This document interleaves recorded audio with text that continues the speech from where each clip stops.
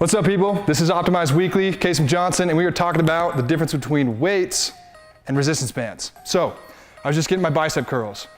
One thing that's a major difference between the two is that with dumbbells or free weights, I can actually use momentum to get these reps in, right? And that's just because the resistance is I'm actually floating this up with that momentum, right? So, if I go to resistance bands, grab our Slastix here, I've got this set up for a bicep curl. I'm gonna get an even and consistent resistance throughout the whole range of motion. So I can try to cheat this, but you can tell I can't like float this up. So as I'm going, there's no way to cheat that motion, so I'm getting better muscle activation. Okay, the next difference between resistance bands and free weights. If I wanted to take these dumbbells out and do an incline press, one thing I've got to do is I've got to grab the dumbbells, I've got to get a bench that can tilt with the back. I've got to set that up, get the dumbbells, lay down on it so I'm in the right position, so when I press, I'm pressing those dumbbells up at an angle, right? So that's because gravity is actually pushing that weight down, and so you've got to accommodate and move your body to get the right load and position to work the correct muscle groups.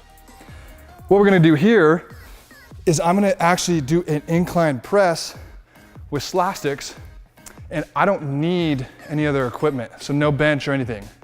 So I'm gonna be pressing out, it's at an angle, I'm working the same muscle groups that I would if I had to go get all that equipment and set it up. The difference here is that rather than changing my body position, I'm changing my line of pull. So you notice I've got it clipped at a low anchor point, and the line of pull is at that angle, same as if I would have had to change my body and be pressing at that angle. So line of pull versus changing your body position. The next thing is that we're gonna talk about the weight of weights. Obviously they weigh weights, but what's gonna happen is these are 20-pound dumbbells.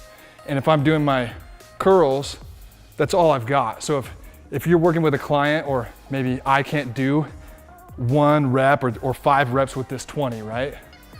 Well, then I've got to sit them down. I've got to go get a lighter resistance. So you have to have multiple sets of dumbbells for different fitness levels. So back to the bicep curl with the bands. One thing you're getting out of resistance bands is, let's say, so this is our medium Slastix. There's a range of resistances here. So right here is maybe 5 pounds of resistance. If I go out further, we're getting about 10 pounds. If I go out even further to its max stretch, then we'll reach 20 pounds. So I can work with a client that can maybe only do 5 pounds of resistance for their curl right here.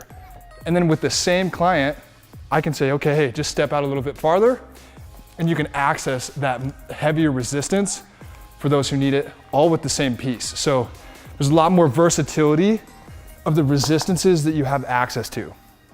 Last thing, these weights, if I wanted to go take this on the road, travel with it, basically I'm not gonna shove this in my backpack.